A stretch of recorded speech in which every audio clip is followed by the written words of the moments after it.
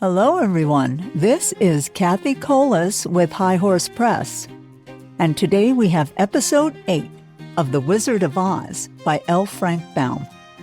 Dorothy learns the power of the golden cap and calls upon the winged monkeys to help her and her friends escape. Then, the great and powerful Oz is finally revealed for who he really is. Here we go. The Winged Monkeys.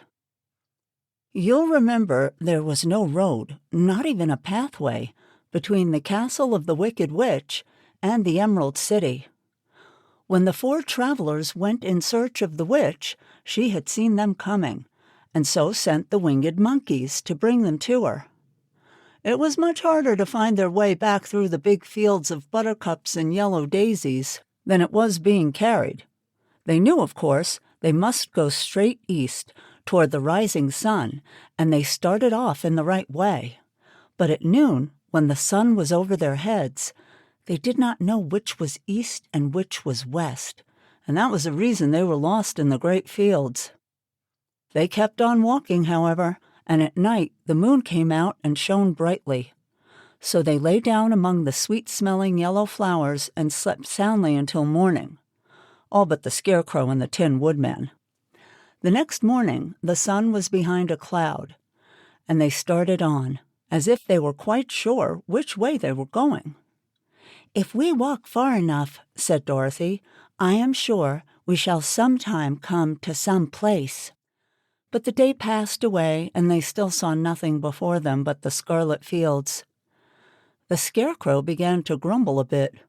"We have surely lost our way," he said, "and unless we find it again in time to reach the Emerald City, I shall never get my brains."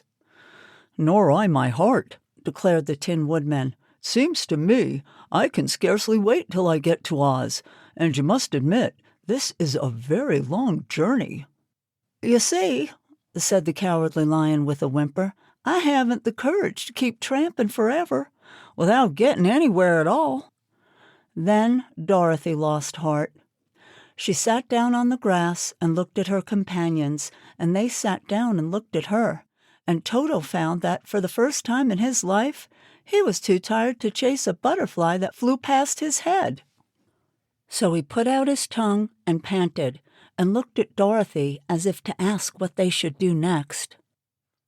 "Suppose we call the field mice?" she suggested. "They could probably tell us the way to the Emerald City." "To be sure they could," cried the Scarecrow. "Why didn't we think of that before?"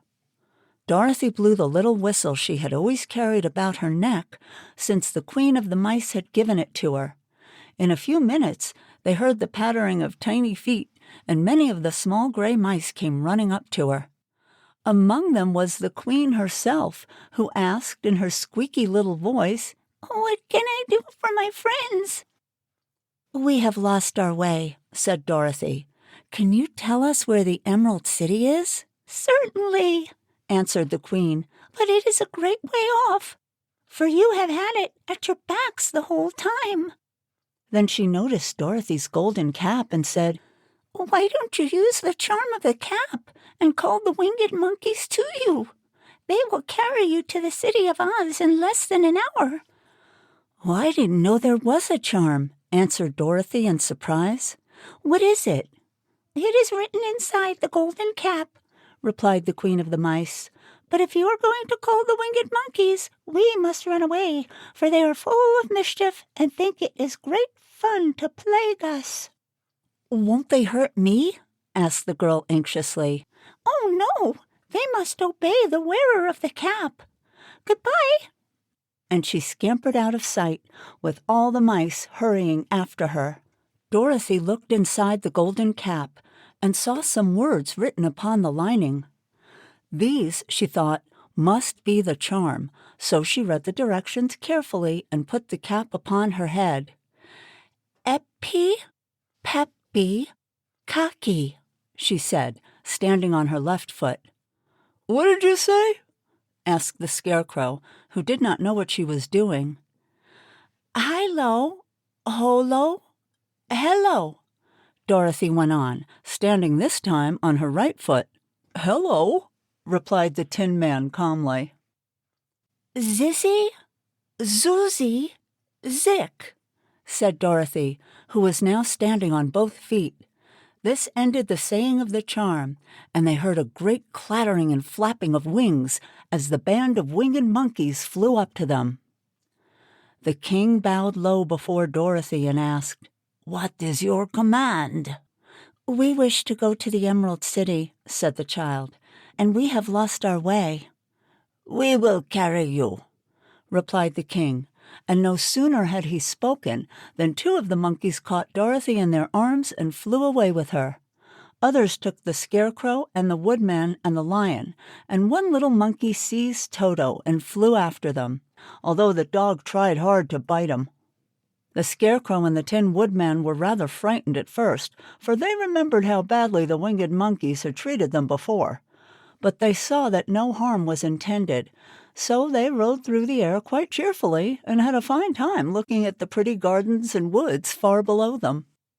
Dorothy found herself riding easily between two of the biggest monkeys, one of them the king himself. They had made a chair of their hands and were careful not to hurt her. "Why do you have to obey the charm of the golden cap?" she asked. "That is a long story," answered the king with a winged laugh. "But as we have a long journey before us, I will pass the time by telling you about it if you wish." "I shall be glad to hear it," she replied. "Once," began the leader, "we were a free people, living happily in the forest, flying from tree to tree, eating nuts and fruit, and doing just as we pleased, without calling anybody master. Perhaps some of us were rather too full of mischief at times, flying down to pull the tails of the animals that had no wings, chasing birds, throwing nuts at the people who walked in the forest. But we were careless and happy and full of fun, and enjoyed every minute of the day. This was many years ago, long before Oz came out of the clouds to rule over this land. There lived here then, away at the north, a beautiful princess who was also a powerful sorceress. All her magic was used to help the people, and she was never known to hurt anyone who was good. Her name was Galette, and she lived in a handsome palace built from great blocks of ruby. Everyone loved her, but her greatest sorrow was that she could find no one to love in return, since all the men were much too stupid and ugly to mate with one so beautiful and wise. At last, however, she found a boy who was handsome and manly and wise beyond his years. Galette made up her mind that when he grew to be a man, she would make him her husband. So she took him to her ruby palace and used all her magic powers to make him as strong and good and lovely as any woman could wish. When he grew to manhood, Kelala, as he was called, was said to be the best and wisest man in all the land, while his manly beauty was so great that Galette loved him dearly and hastened to make everything ready for the wedding. My grandfather was at that time the king of the winged monkeys, which lived in the forest near Galette's palace, and the old fellow loved a joke better than a good dinner. One day, just before the wedding, my grandfather was flying out with his band when he saw Kelala walking beside the river. He was dressed in a rich costume of pink silk and purple velvet, and my grandfather thought he would see what he could do. At his word, the band flew down and seized Kelala and carried him in their arms until they were over the middle of the river and then dropped him into the water. "Swim out, my fine fellow," cried my grandfather, "and see if the water has spotted your clothes."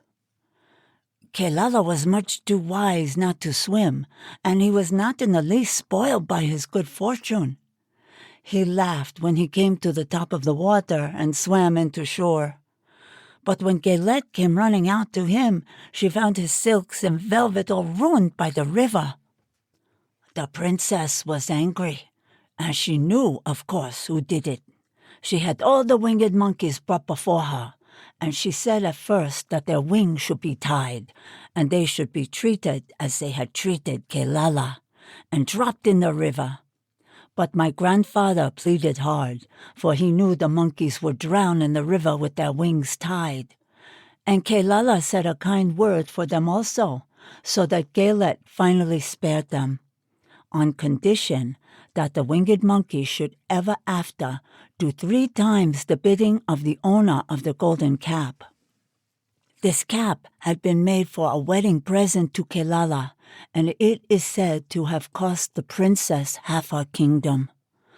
And all the other monkeys at once agreed to the condition, and that is how it happens that we are 3 times the slaves of the owner of the golden cap, whosoever he may be. "And what became of them?" asked Dorothy, who had been greatly interested in the story. "Kelala, being the first owner of the golden cap," replied the monkey, "he was the first to lay his wishes upon us. As his bride could not bear the sight of us, he called us all to him in the forest after he had married her, and ordered us always to keep where she could never again set eyes on a winged monkey, which we were glad to do, for we were all afraid of her. This was all we ever had to do until the golden cap fell into the hands of the wicked witch of the West, who made us enslave the Winkies and afterward drive Oz himself out of the land of the West. Now the golden cap is yours, and 3 times you have the right to lay your wishes upon us." As the Monkey King finished his story, Dorothy looked down and saw the green shining walls of the Emerald City before them. She wondered at the rapid flight of the monkeys, but was glad the journey was over. The strange creatures set the travelers down carefully before the gate of the city. The king bowed low to Dorothy and then flew swiftly away, followed by all his band. "That was a good ride," said the little girl. "Yes, and a quick way out of our troubles," replied the lion. "How lucky it was you brought away that wonderful cap."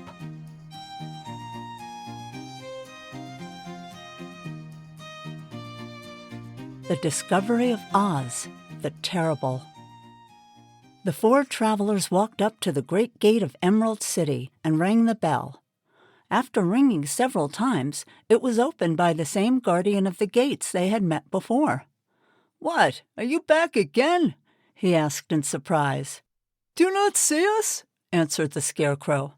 "But I thought you had gone to visit the Wicked Witch of the West." "We did visit her," said the Scarecrow. "And she let you go again?" asked the man in wonder.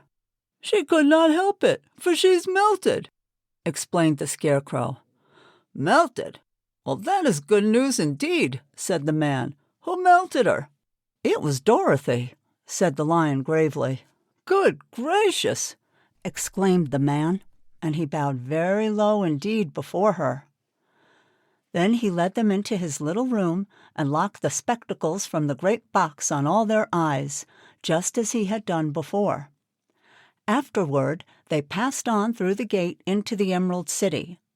When the people heard from the guardian of the gates that Dorothy had melted the Wicked Witch of the West, they all gathered around the travelers and followed them in a great crowd to the palace of Oz. The soldier with the green whiskers was still on guard before the door, but he let them in at once, and they were again met by the beautiful green girl, who showed each of them to their old rooms at once, so they might rest until the great Oz was ready to receive them.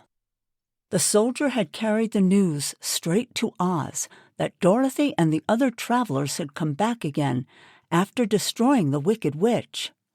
But Oz made no reply. They thought the Great Wizard would send for them at once, but he did not. They had no word from him the next day, nor the next, nor the next. The waiting was tiresome and wearing, and at last they grew vexed that Oz should treat them in so poor a fashion after sending them to undergo hardships and slavery. So the Scarecrow at last asked the green girl to take another message to Oz, saying if he did not let them in to see him at once, they would call the winged monkeys to help them, and find out whether he kept his promises or not. When the wizard was given this message, he was so frightened that he sent word for them to come to the throne room in 4 minutes after 9 o'clock the next morning. He had once met the winged monkeys in the land of the West, and he did not wish to meet them again. The 4 travelers passed a sleepless night, each thinking of the gift Oz had promised to bestow on them. Dorothy fell asleep only once, and then she dreamed she was in Kansas, where Aunt Em was telling her how glad she was to have her little girl home again. Promptly at 9 o'clock the next morning, the green-whiskered soldier came to them, and 4 minutes later they all went into the throne room of the great Oz. Of course, each one of them expected to see the wizard in the shape he had taken before. And all were greatly surprised when they looked about and saw no one at all in the room. They kept close to the door and closer to one another, for the stillness of the empty room was more dreadful than any of the forms they had seen Oz take. Presently, they heard a solemn voice that seemed to come from somewhere near the top of the great dome. And it said, "I am Oz, the great and terrible. Why do you seek me?" They looked again in every part of the room, and then, seeing no one, Dorothy asked, "Where are you?" "I am everywhere," answered the voice. "But to the eyes of common mortals, I am invisible. I will now seat myself upon my throne, that you may converse with me." Indeed, the voice seemed just then to come straight from the throne itself. So they walked toward it and stood in a row while Dorothy said, "We have come to claim our promise, O Oz." "What promise?" asked Oz.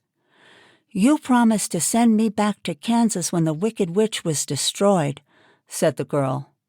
"And you promised to give me some brains," said the Scarecrow. "And you promised to give me a heart," said the Tin Woodman. "And you promised to give me some courage," said the Cowardly Lion. "Is the Wicked Witch really destroyed?" asked the voice, and Dorothy thought it trembled a little. "Yes," she answered. "I melted her with a bucket of water." "Dear me," said the voice. "How sudden! Well, come to me tomorrow, for I must have time to think it over." "You've had plenty of time already," said the Tin Woodman angrily. "We shan't wait a day longer," said the Scarecrow. "You must keep your promises to us," said Dorothy. The lion thought it might be as well to frighten the wizard, so he gave a large, loud roar, which was so fierce and dreadful that Toto jumped away from him in alarm and tipped over the screen that stood in a corner. As it fell with a crash, they looked that way, and the next moment all of them were filled with wonder. For they saw, standing in just the spot the screen had hidden, a little old man with a bald head and a wrinkled face, who seemed to be as much surprised as they were. The Tin Woodman, raising his axe, rushed toward the little man and cried out, "Who are you?" "I am Oz, the great and terrible," said the little man in a trembling voice. "But don't strike me. Please don't. I'll do anything you want me to." Our friends looked at him in surprise and dismay. "I thought Oz was a great head," said Dorothy. "And I thought Oz was a lovely lady," said the Scarecrow. "And I thought Oz was a terrible beast," said the Tin Woodman. "And I thought Oz was a ball of fire," exclaimed the Lion. "No, you're all wrong," said the little man meekly. "I've been making believe." "Making believe?" cried Dorothy. "Are you not a great wizard?" "Hush, my dear," he said. "Don't speak so loud or you'll be overheard, and I should be ruined. I'm supposed to be a great wizard." "And aren't you?" she asked. "Not a bit of it, my dear. I'm just a common man." "You're more than that," said the Scarecrow in a grieved tone. "You're a humbug." "Exactly so," declared the little man, rubbing his hands together as if it pleased him. I am a humbug." "But that is terrible," said the Tin Woodman. "How shall I ever get my heart?" "Or I my courage?" asked the Lion. "Or I my brains," wailed the Scarecrow, wiping the tears from his eyes with his coat sleeve. "My dear friends," said Oz, "I pray you not to speak of these little things. Think of me and the terrible trouble I'm in at being found out." "Doesn't anyone else know you're a humbug?" asked Dorothy. "No one knows it but you four and myself," replied Oz. "I have fooled everyone for so long that I thought I should never be found out. It was a great mistake, my ever letting you into the throne room. Usually, I will not see even my subjects, and so they believe I am something terrible." "But I don't understand," said Dorothy in bewilderment. "How was it that you appeared to me as a great head?" "That was one of my tricks," answered Oz. "Step this way, please, and I will tell you all about it." He led the way to a small chamber in the rear of the throne room, and they all followed him.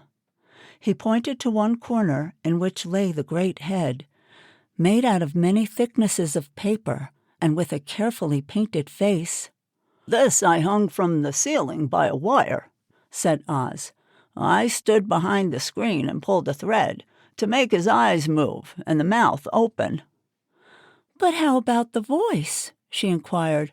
"Oh, I'm a ventriloquist," said the little man. "I can throw the sound of my voice wherever I wish, so that you thought it was coming out of the head. Here are the other things I used to deceive you." He showed the Scarecrow the dress and the mask he had worn when he seemed to be the lovely lady. And the Tin Woodman saw that his terrible beast was nothing but a lot of skins sewn together with slats to keep their sides out. As for the ball of fire, the false wizard had hung that also from the ceiling. It was really a ball of cotton, but when oil was poured upon it, the ball burned fiercely. "Really," said the Scarecrow, "you ought to be ashamed of yourself for being such a humbug." "Oh, I am. I certainly am," answered the little man sorrowfully.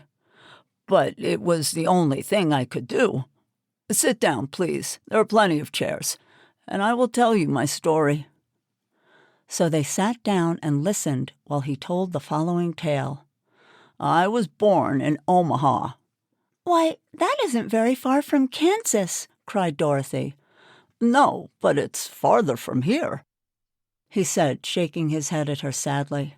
"When I grew up, I became a ventriloquist, and at that I was very well trained by a great master. I can imitate any kind of bird or beast." Here he mewed so like a kitten that Toto pricked up his ears and looked everywhere to see where she was. "After a time," continued Oz, "I tired of that and became a balloonist." "What is that?" asked Dorothy. "A man who goes up in a balloon on circus day, so as to draw a crowd of people together and get them to pay to see a circus," he explained. "Oh," she said, "I know." "Well, one day I went up in a balloon and the ropes got twisted so that I couldn't come down again. It went way up above the clouds so far that a current of air struck it and carried it many, many miles away. For a day and a night I traveled through the air, and on the morning of the second day I awoke and I found the balloon floating over a strange and beautiful country. It came down gradually, and I was not hurt a bit. But I found myself in the midst of a strange people who, seeing me come from the clouds, thought I was a great wizard. Of course, I let them think so because they were afraid of me and promised to do anything I wished them to do. Just to amuse myself and keep the good people busy, I ordered them to build this city and my palace, and they did it all willingly and well. Then I thought, as the country was so green and beautiful, I would call it the Emerald City, and to make the name fit better, I put green spectacles on all the people so that everything they saw was green." "But isn't everything here green?" asked Dorothy. "No, no more than in any other city," replied Oz. "But when you wear the green spectacles, why, of course, everything you see looks green to you. The Emerald City was built a great many years ago, for I was a young man when the balloon brought me here, and I am a very old man now. But my people have worn green glasses on their eyes so long that most of them really think it is an Emerald City. And it certainly is a beautiful place, abounding in jewels and precious metals and every good thing that is needed to make one happy. I have been good to the people, and they like me, but ever since this palace was built, I have shut myself up and would not see any of them. One of my greatest fears was the witches, for while I had no magical powers at all, I soon found out that the witches were really able to do wonderful things. There were 4 of them in this country, and they ruled the people who lived in the north and south and east and west. Fortunately, the witches of the north and south were good, and I knew they would do me no harm. But the witches of the east and west were terribly wicked, and had they not thought I was more powerful than they themselves, they would surely have destroyed me. As it was, I lived in deadly fear of them for many years. So you can imagine how pleased I was when I heard your house had fallen on the Wicked Witch of the East. When you came to see me, I was willing to promise anything if you would only do away with the other witch. But now that you have melted her, I am ashamed to say that I cannot keep my promises." "I think you are a very bad man," said Dorothy. "Oh, no, my dear, I'm really a very good man. But I'm a very bad wizard, I must admit." "Can't you give me brains?" asked the Scarecrow. "You don't need them. You're learning something every day. A baby has brains, but it doesn't know much. Experience is the only thing that brings knowledge, and the longer you are on Earth, the more experience you are sure to get." "That may all be true," said the Scarecrow, "but I shall be very unhappy unless you give me brains." The false wizard looked at him carefully. "Well," he said with a sigh, "I'm not much in the way of a magician, as I said, but if you will come to me tomorrow morning, I will stuff your head with brains. I cannot tell you how to use them, however. You must find that out for yourself." "Oh, thank you, thank you," cried the Scarecrow. "I'll find a way to use them, never fear." "But what about my courage?" asked the Lion anxiously. "You have plenty of courage, I'm sure," answered Oz. "All you need is confidence in yourself. There is no living thing that is not afraid when it faces danger. The true courage is in facing danger when you are afraid, and that kind of courage you have in plenty." "Perhaps I have, but I'm scared just the same," said the Lion. "I shall really be very unhappy unless you give me the sort of courage that makes one forget he's afraid." "Very well. I will give you that sort of courage tomorrow," replied Oz. "Well, how about my heart?" asked the Tin Woodman. "Why, as for that," answered Oz, "I think you're wrong to want a heart. It only makes most people unhappy. If you only knew it, you are in luck not to have a heart." "Well, that must be a matter of opinion," said the Tin Woodman.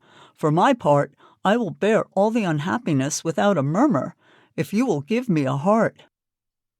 "Very well," answered Oz meekly.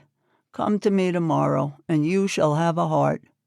I have played wizard for so many years that I may as well continue the part a little longer." "Well, now," said Dorothy, "how am I to get back to "We shall have to think about that," replied the little man. Give me 2 or 3 days to consider the matter, and I'll try to find a way to carry you over the desert. In the meantime, you shall all be treated as my guests, and while you live in the palace, my people will wait upon you and obey your slightest wish. There is only one thing I ask in return for my help, such as it is. You must keep my secret and tell no one I am a humbug." They agreed to say nothing of what they had learned, and went back to their rooms in high spirits. Even Dorothy had hoped that the great and terrible humbug, as she called him, would find a way to send her back to Kansas, and if he did, she was willing to forgive him everything. And that's a wrap on Episode 8 of The Wizard of Oz by L. Frank Baum. Join me next time as we continue this classic adventure and discover what new trials and surprises await our travelers in the land of Oz. This is Cathi with High Horse Press. Thanks for listening, and don't forget to follow, share, and leave a review so more listeners can enjoy these timeless stories.